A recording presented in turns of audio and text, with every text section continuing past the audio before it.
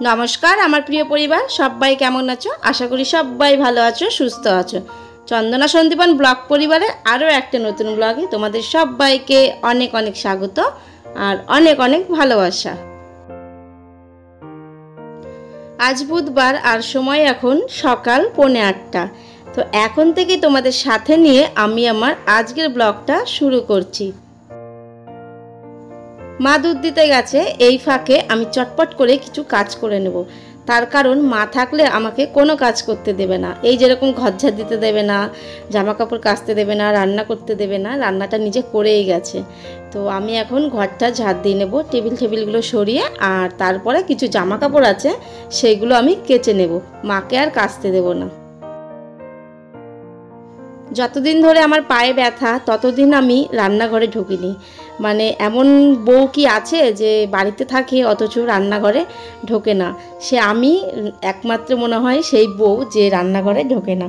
আজকে প্রায় 20-25 দিন হয়ে গেল মাই রান্না করছে, আমি শুধু মায়ের রান্না খেয়েই যাচ্ছি। এই আমি যদি এই জামা কাপড়গুলো না কাচি কিংবা ঘরটা না ঝাড় দিই তাহলে মা এসে আবার কাজ করবে।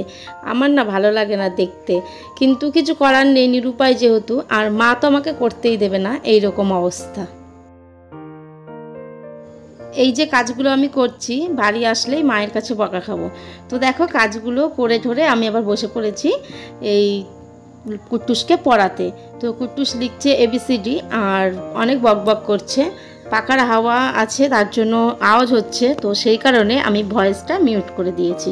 ওকে এখন অনেকক্ষণ বসে বসেই পড়াবো, তার কারণ ওর খাবারটা রেডি করেছি কিন্তু এখনও খাবারটা ভেজেনি, তাই আমি ওকে একটু বই পড়িয়ে নেব, তারপরে খাওয়াবো।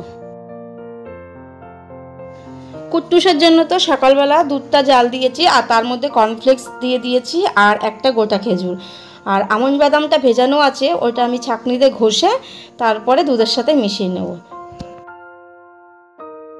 আমি দেখেছি কুট্টুসকে যদি সকালবেলা খাবারটা খাওয়াই, মানে দুধ কর্নফ্লেক্সটা খাওয়াই, তাহলে ও দুপুরে দিব্যি ভাত খায়। আর যদি সকালবেলা দুধ কর্নফ্লেক্স বাদ দিয়ে ধরো ওই একটু ভাত খাওয়ালাম, তাহলে আর দুপুরবেলা ভাতটা খেতে চায় না। সেই কারণে আমি আর ওকে সকালবেলা ওই ভাতটা দিই না, ওই দুধ কর্নফ্লেক্সটাই দিই খেজুর আর আমন্ডের সাথে। এটা পি, এইটা হ্যাঁ পি, এইখানে কিউ,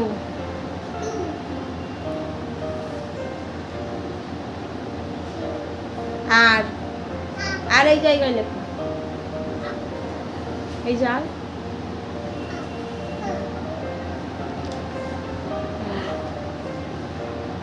আর এস পারবো না, এস এই দিক দিয়ে দিয়ে এই দিক দিয়ে এস। তো চলো লিখতে থাকুক।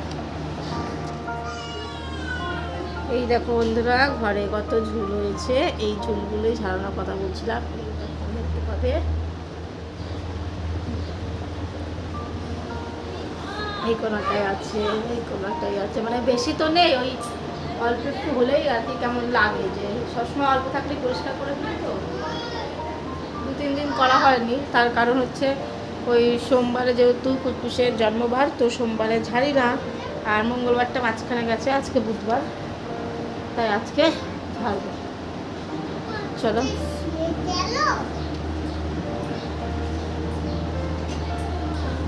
আগে এই করাটা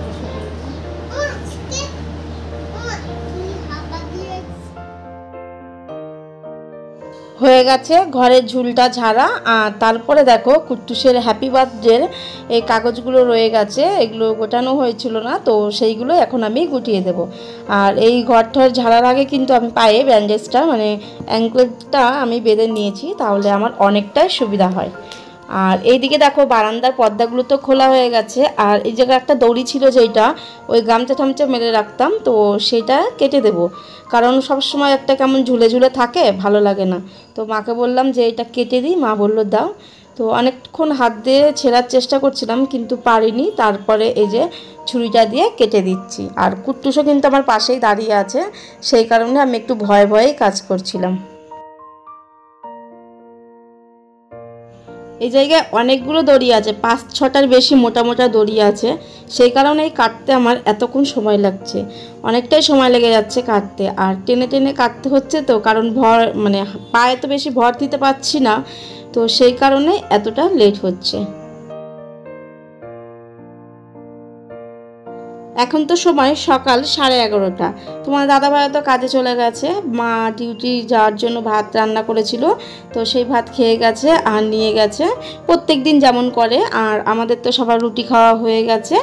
আর একটু পরে মানে 12টা নাগাদ কুট্টুসকে দেবো বেদানার রস। মৌসুমি লেবুটা তো পাওয়া যাচ্ছে না দুদিন ধরে, আর সেই কারণেই ঘরে বেদানা আছে, তো বেদানার রসটাই ওকে দিচ্ছি।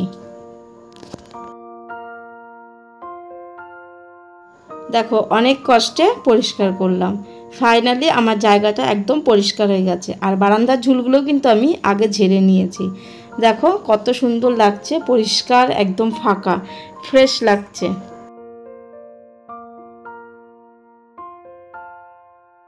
আবার চলে এসেছি ঘরে, আর ঘরে এসে আলমারিটা মুছে নেব।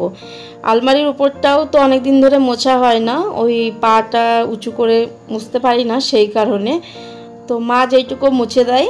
আর ভাবলাম তাহলে আজকে ফাঁকা আছি আমি, এখন অনেকটাই তো পা ভালো আছে, তাই আজকে একটু পরিষ্কার পরিচ্ছন্ন করে নিচ্ছি।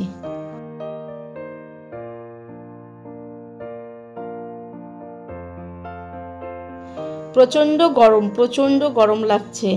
আর অনেক রকম ওষুধ খাই তো, তার জন্য শরীরটা মনে হয় আরও বেশি গরম লাগছে।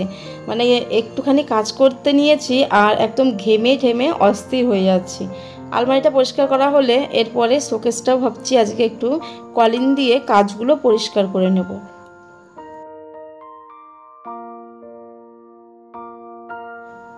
শোকেসের কাছে প্রত্যেক দিন কলিনটা দিই না, ওই মাঝে মধ্যে দিই।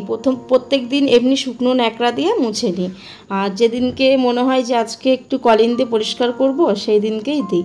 তো পুরো শোকেসটা আমার পরিষ্কার করা হয়ে গেছে, এবার আয়নাটা পরিষ্কার করব।